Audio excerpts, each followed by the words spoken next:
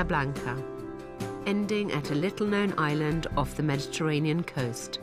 I'll take in expat favourite Benidorm along the way, but my starting point is one of Spain's boldest cities.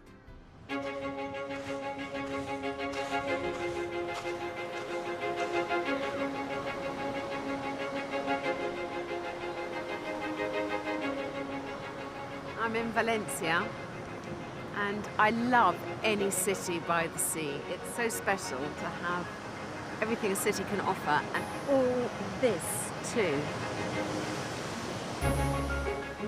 The British visit this old port city more than any other nation, its glorious beaches being the main draw. But for some reason, the beach alone has never been enough to entice me here. It is strange, because I've travelled quite a lot in Spain, and Valencia is the third largest city in this country, and yet I know nothing about it. Now I get to remedy that.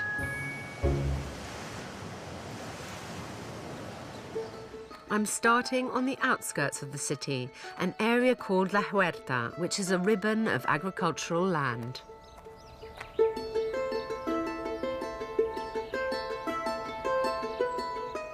Many visitors to Valencia are surprised to discover this verdant lair exists. It's astonishing that there's so much of this green, fertile land so close to the city. This is what Valencia's wealth was built on, all the olive oil it produces, all the oranges, the raisins, all from this area here. But La Huerta has given the world much more than its produce, because here is where Spain's greatest known dish originates, paella. You can't come to the region without indulging in this dish at least once, and I'm about to experience it in the most authentic way. I'm getting confused.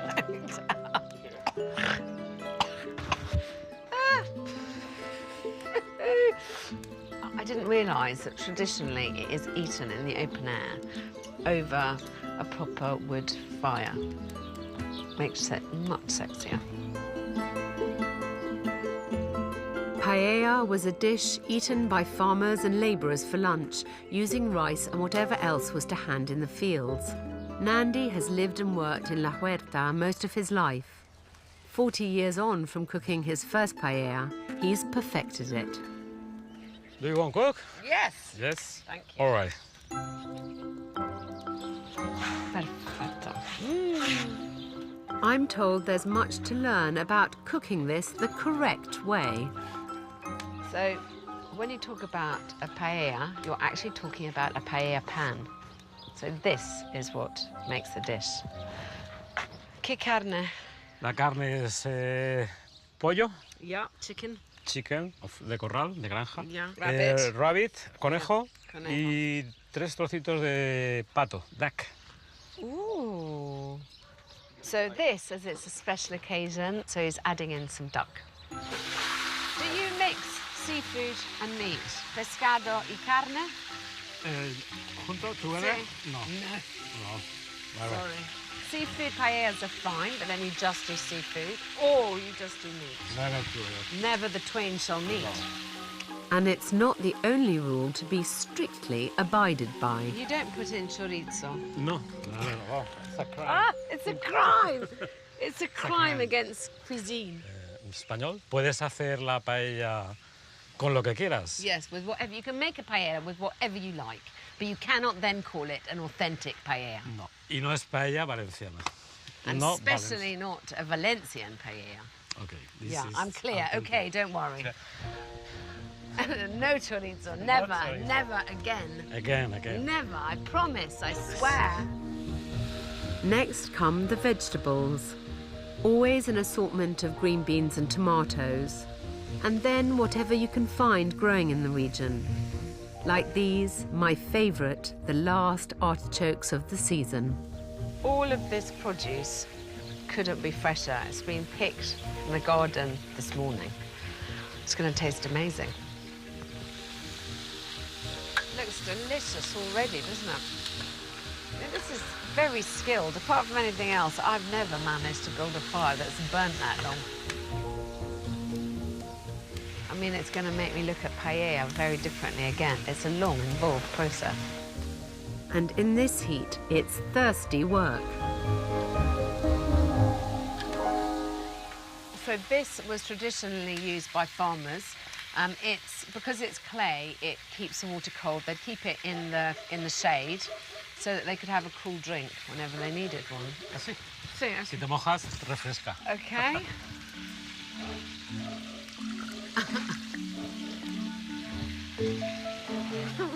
I know I'm going to make a mess. Estira brazos.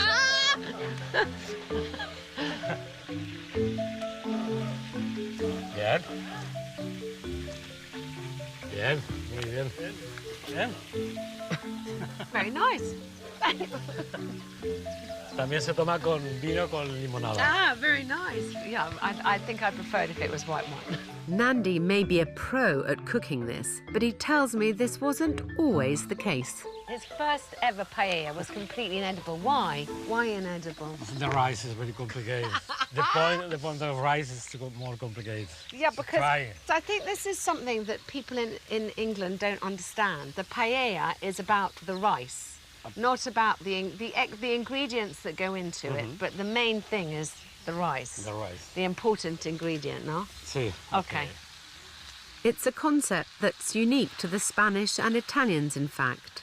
Anywhere else in the world, the rice accompanies the dish, but here it's the focal point. He just separated out the vegetables, the ingredients, from the liquid so that there's room for the rice to absorb. Y la repartimos. And then you stir it in. Now everything is perfect. You don't have to touch it anymore. You can just leave it. There may seem a lot of rules to cooking the paella, but the Valencians are fiercely protective of this dish. And over the years, the recipe has been altered by different cultures beyond recognition. Guillermo Navarro is the co-founder of Wiki Paella, a Valencian organisation whose business it is to police the tradition of the paella. Why did you start being interested in paella? For us, paella is maybe one of the cultural elements of our identity as a people. When we were in Madrid or in Barcelona or in New York or in London, and we find paella that contains the product that we don't have here, like chorizo, avocado, and it's like, this is not paella. This is not our tradition. This is not the things that we can find in the field. It's about our culture, our roots. So Nandi said to me that you can put anything you like into a rice dish, but then you can't call it paella, and it's just rice with things. Yeah, the rice with things. The rice with things love is that. Yeah, the rice with things is one of the best concepts. Is to say, No, just tuck anything yeah, I'm in. cooking paella. Well, it's rice with things. Yeah. If I put Coke with your tea at tea time Yes, I would in be London, very short. yeah, it's like that. It's Yeah. like that. Okay, I get it. Another interesting thing in paella is the ritual around the paella with your friends. It's more than a cooking, it's just to spend your day cooking a paella. Thing is, if you can arrive to dinner with your alcohol level stable. This is the easier. It's tricky. I can see that.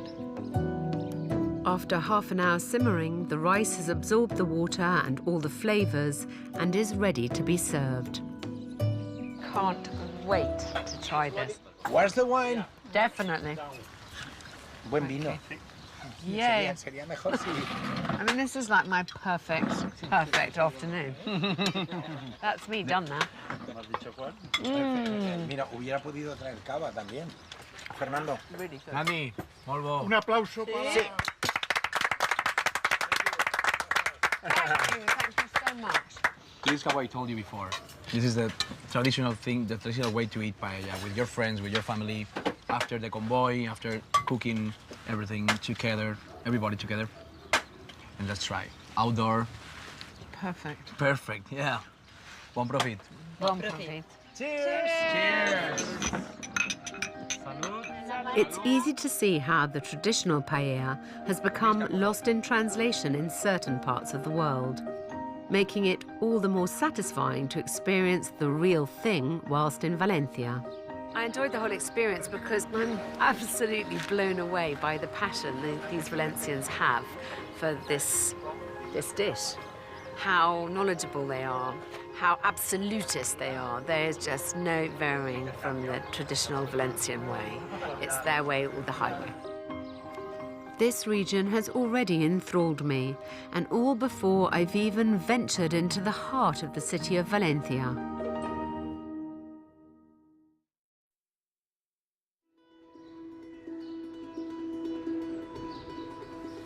I'm in Valencia in eastern Spain. I've ventured from the green outer edges into the heart of the historic city. Many visitors barely leave Valencia's beaches, but those who can drag themselves from their sunbeds will discover all the vibrance of a true Mediterranean city. Among the labyrinth of streets and squares that make up the old town, you'll find cafes like this one. Known as horchaterias, they are a welcome sanctuary from the stifling summer heat. But if you want to behave like a true Valencian, start your day here and don't expect coffee. I am here at one of the most famous horchaterias in Valencia. I couldn't come to the city without trying their local drink, which is made from chufal, tiger nuts. It is one of the specialities of the region. It's served throughout Spain, but it was actually invented here. Always eager to try a local delicacy. A sweet tale lies behind the milky drink horchata.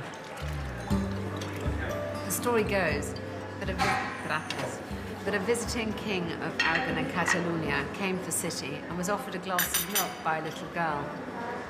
Thank you. Thank you.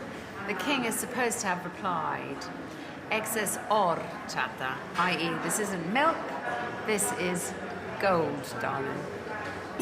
Horchata is said to have plenty of health benefits, aiding digestion and helping energize.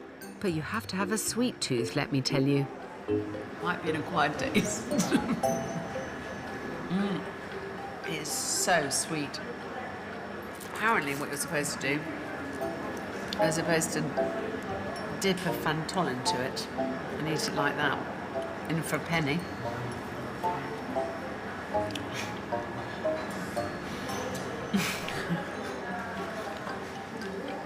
A little would go a long way with me, is all I can say.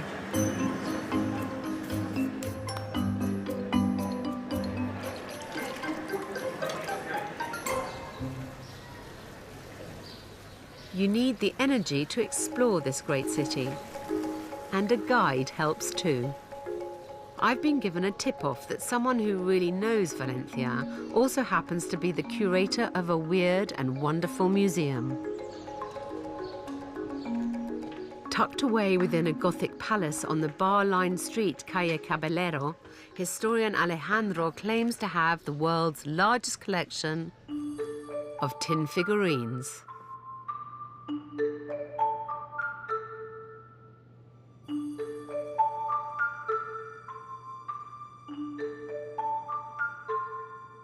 Over 1 million tiny pieces are contained within these walls. It's astonishing. It's absolutely astonishing. And its historical scenes have fascinated young, old, and even the most jaded museum goers. I like the bird cellar, the fishmonger. Yes. I love this. Some of them are very rare. We have some pieces here that belong to Napoleon, and he offered them to his son. My God. This is an interest verging on an obsession, I would say. Yes, is that fair enough? Well, I think it's a new media. It's a new way to teach history. It's an amazing work you've done. Thank you very much. It's astonishing. This is quite an extraordinary sight worth seeing, but it's by no means the biggest surprise hidden within the city. For that, Alejandro tells me you have to visit the historic cathedral. So this is the Christian cathedral that was made on the 13th century. So it's got quite a history, this one. It's lovely, beautiful. But what many don't know is what lies inside.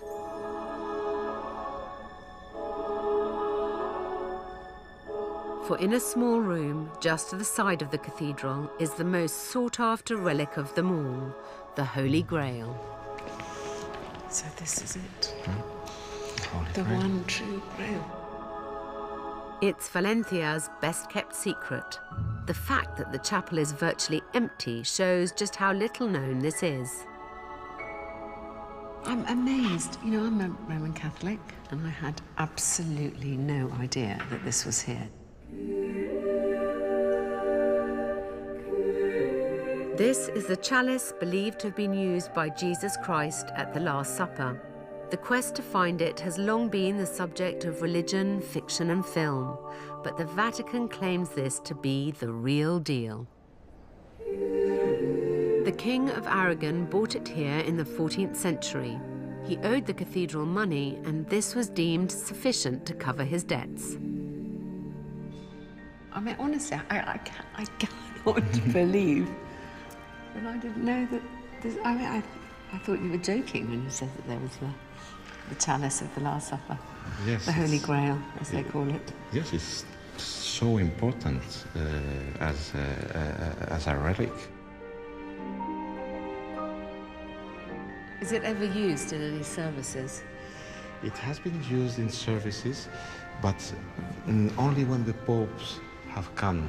But once it was used and it fell down. And it broke a little bit. We cannot see it. This one died 3 days later. Oh my goodness. Whatever your belief, there is something captivating about being in its presence.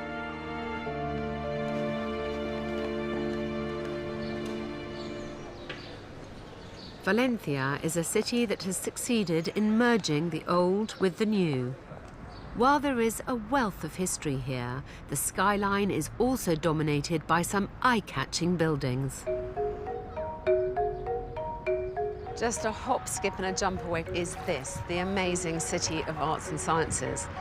And it's a testament to modern architecture. This futuristic vision of steel, glass and greenery is Europe's largest cultural centre.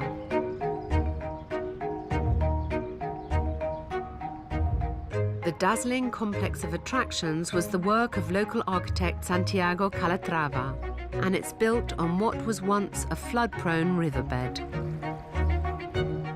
The reinvention has been decades in the making and controversially cost the city 1.3 billion euros.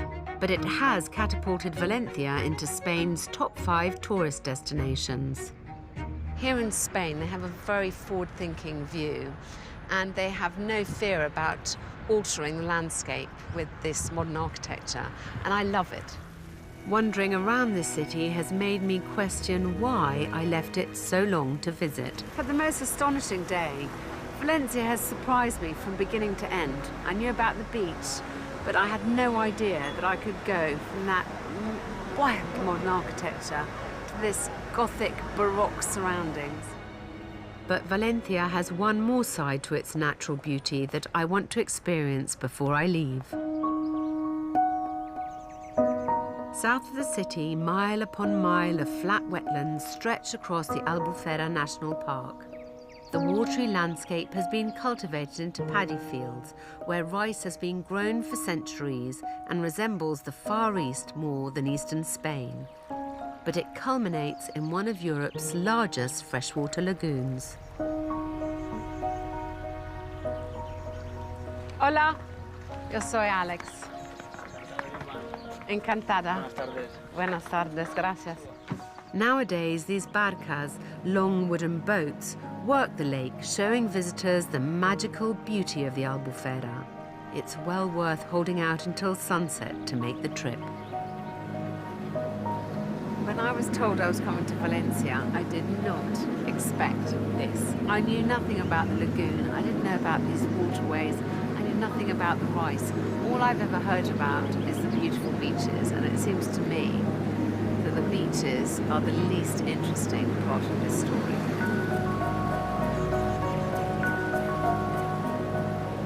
I wonder how many of the thousands of holidaymakers who come here for the beaches know anything about all this beauty. not enough, I'm sure. I don't think I've ever been anywhere like this. So this is completely extraordinary.